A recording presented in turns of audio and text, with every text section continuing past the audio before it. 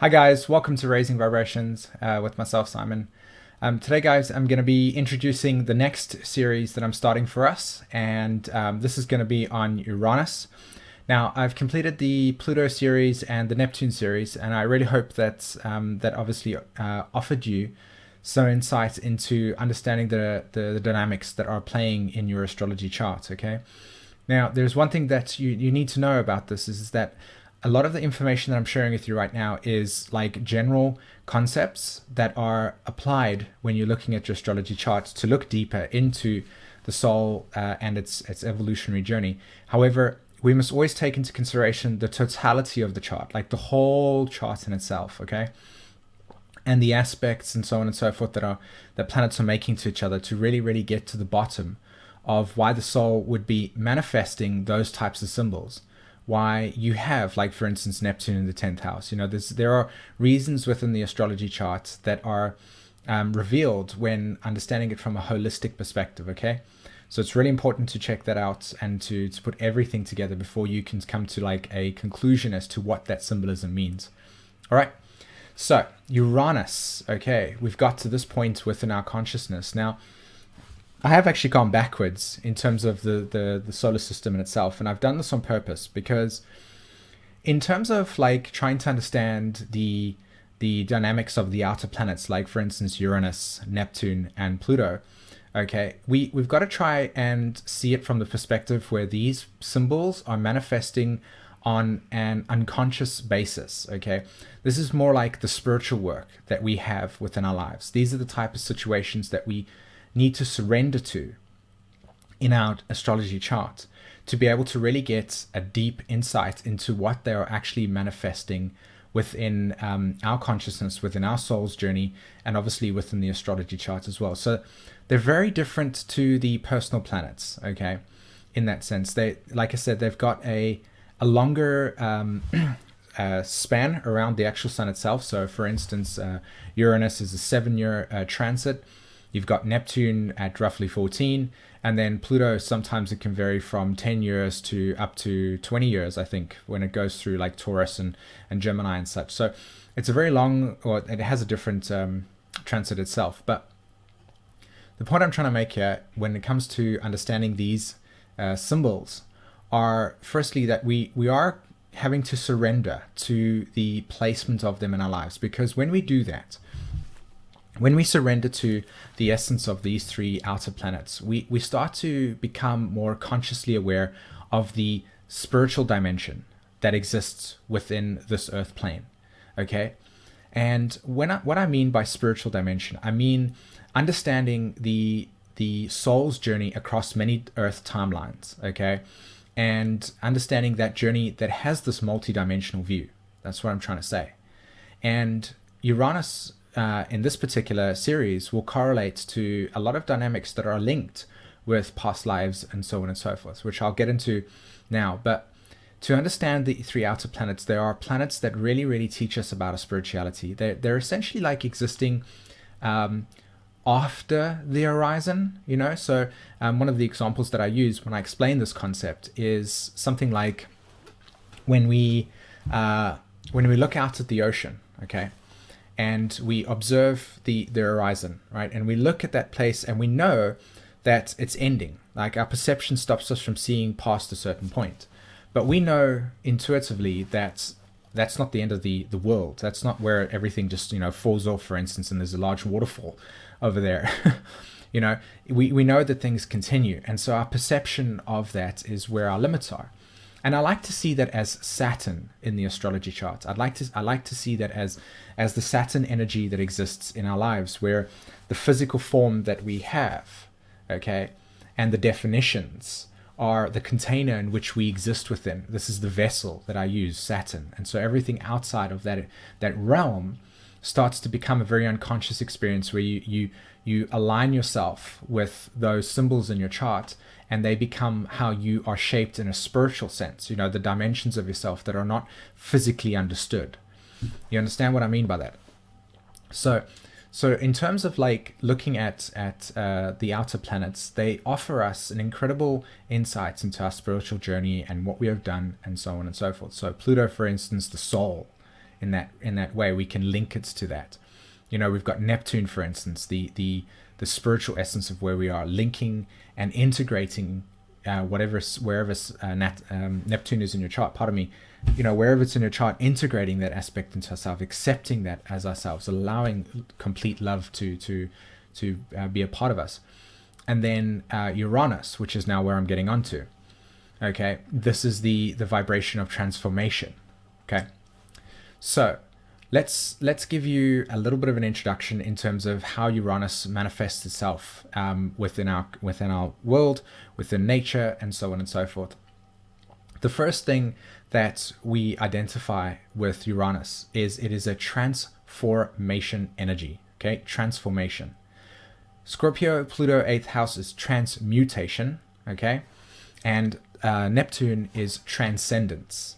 Okay, so I'll start with Pluto. Pluto being transmutation, in other words, changing the shape of something that's from one shape to another. So the original shape that it was in has completely and utterly transmuted itself into something completely unrecognizable from its original shape. So the caterpillar into the butterfly. Okay, that is the Scorpio essence, the dissolving of the caterpillar into the cocoon, and then the emergence of something brand new that is unrecognizable, transmutation. And then we have Neptune, which is to allow us to literally transcend the physical aspects and dimensions of our senses and to connect to a space that is of a higher perspective, and then integrate that knowledge and sense and so on and so forth back into the physical experience, which is why when you're in a spiritual state, you're already operating through the Saturn and Neptune type of consciousness, where it's as above, so below, as above, so below. You connect to your higher self, you integrate it into the physical, you have to, and so on and so forth. So transcendence. And then Uranus comes along, and this is the planet of transformation. Okay. Now, before we understand Uranus in terms of what transformation really means, we have to really look at what planet is coexisting with Uranus. Okay, and that is Saturn. Okay, Saturn. So the first thing that we've got to understand is that Saturn energy in itself is definition, it is form, it is the physical, like I said, the limitations. And then just outside that realm, just as it is in the actual zodiac itself, you have this little rebel, okay, this change bringer, the revolutionist, okay, in that sense, the liberator, as it were. He's playing along with Saturn, and they're coming across, and within a lot of mythology, you always have Saturn and Uranus always battling with each other. They don't like each other in that sense. And so what you have here is definitions, okay, Saturn energy, okay, and how we define our reality, how we crystallize stuff. This is a really important thing to understand about Saturn energy. It is the crystallization within our consciousness that creates form, okay? So, for instance, you take a glass, the form. Now, when Uranus comes along, what Uranus's conversation to Saturn is, hey, by the way, like, it's all great and fantastic that we've built something and that there is a solidification and we have this definition. But unfortunately, there has come a point where the very thing that you have created to exist within, the very form that you have done, is now outdated, and it needs to change. We need to transform the energy. In other words, to dissolve it into something. Okay, we need to break it. We need to literally liberate. So the idea of liberation from Uranus, the idea of revolution, the idea of changing things, etc., is all got to do with the interaction between form, that is Saturn, and the need to break that form in order for evolution to exist or to continue, Uranus. And so this is why at this point in time within our lives, we have Uranus and Aries. Now you can intuit these symbols yourself. You've got Uranus needing to transform something, and you have Aries. Aries is the instinctual nature of ourselves. So if you put those two symbols together, what do you get? You get exactly what's happening on Earth. Awakening, a word, awakening. Why? Because Uranus is now awakening, quantifying, allowing evolution to take place by speeding up the process. Aries, and we're acting instinctually. We don't know where we're going with this. We don't know what's going on. We just know that there needs to be a breaking free and we need to go in some direction. And then what's it squaring in the astrology chart at the moment? Pluto. Pluto in Capricorn.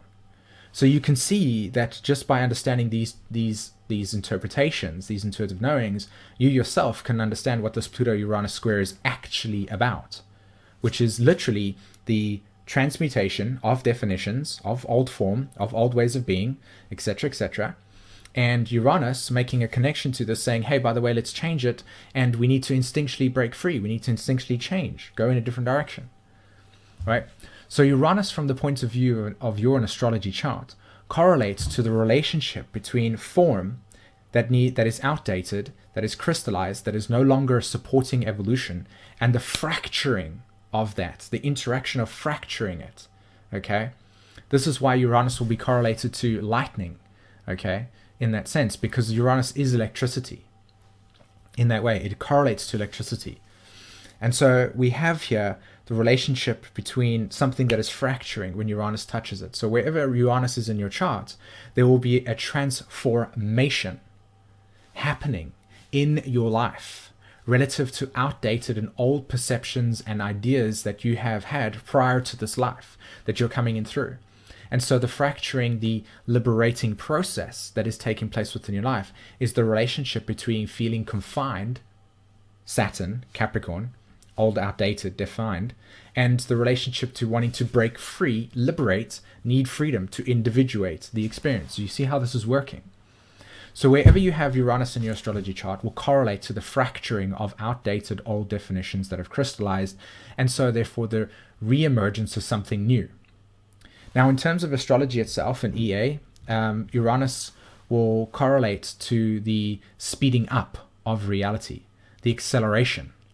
And why would this be the case? Because obviously Uranus correlates to the higher mind, and it's the connection between the left brain and the right brain, and that connection to the higher aspects of ourselves. So the higher mind, and also the electric stream, the stream of consciousness that is manifesting for us, right? The connection to Neptune. But it's an unconscious experience, which is why whenever we are faced with with Uranus transits in our lives, we will always feel, just before the transit is about to touch a planet or just moving into something, this feeling of confinement. I need to liberate, I'm stuck, depression. And the purpose of this experience is to create the necessary awareness within your life to break free from old forms, and so that you can liberate yourself from whatever it is, to allow new aspects of yourself to be now integrated, and for your originality and identity to be integrated into this experience. So Uranus will correlate to that, and then will correlate to the acceleration of things, because what will happen is that you will start to become more awake. In whatever it is, wherever Uranus is in the chart, it'll be quantifying, it will speeding up this process. You'll be wanting to learn more. Now, in terms of Uranus itself, it also correlates to the the higher octave of Mercury. And what we have here is the unconscious the unconscious memories that have been suppressed through the Capricorn function, that have been rejected, which is why in Jungian astrology, and also the whole archetype of individuality and the individual unconsciousness, Uranus will correlate to that, the individual unconscious. So this whole relationship that Uranus has to ourselves is literally the fracturing process, the deconditioning process, and that how we experience that. And then it also correlates to our own personal identity, our own personal originality that exists, that we can suppress, or that we do suppress, when we are interacting with the very Saturnian world that we exist within, the rules, the regulations, and da da da da. So, so that's that with Uranus over there. And the last thing that I wanted to say to you was Uranus also correlates from, on a personal level, your individuality, the essence of where you exist within your astrology chart. That is completely and utterly who you are, and it will correlate to the soul, past lives and future lives as well, the blueprint. Every single plant on Earth at this point in time has a blueprint. Okay, this blueprint will basically share and express the nature of how it is going to exist, how it is going to work out, how it is going to grow. So Uranus will correlate to the soul's blueprint in the sense where it will receive information in fragmented aspects about the nature of its future, which is why Uranus will correlate always to the future and the futuristic aspects associated with it, and the electric field and electric blue, etc. Because we're looking at the future aspects that the soul has already got its blueprint in. and that when you act on these insights, these aha moments, these epiphanies, this is Uranus sending the light bolt into your consciousness or into your left brain and right brain connection for you to say, this is the road to go, this is the road to go, etc. You understand this point? So the higher mind, Uranus, will then also correlate to, like I said again, the past life memories associated with the soul. Okay, and all the trauma that is linked with this experience, because Uranus will also come across and liberate and experience and create new things. But at the same time, it is interacting with Saturn, and Saturn creates security. So whenever you've got Uranus in your chart, you will naturally be challenging people's security, which will create the natural feedback from them saying, you're crazy, you're weird, you're wrong, etc., which will be internalized from many of us as trauma. Why? Because we're rejecting our individuality, because we don't even know that that's what's happening. We just know that we're being different.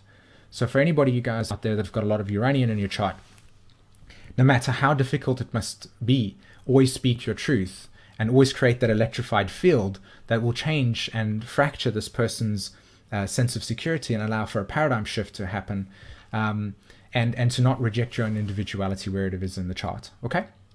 Great, guys. So I really hope that you're looking forward to this series, and this is like, brought you onto the next phase of understanding your astrology chart. I will be continuing with this series, as I go along, etc. So yeah, fantastic, guys. Well, I really hope that you enjoyed this. Please hit the like and subscribe button as you always do. Share some love. Come over to simonvorster.com. Check out the stuff that I have over there, all the soul work that you might be interested in. And check out the Wake Up World articles that I write as well, which is all in the description below. Okay? Great, guys. Have a fantastic evening. Take care. Bye-bye.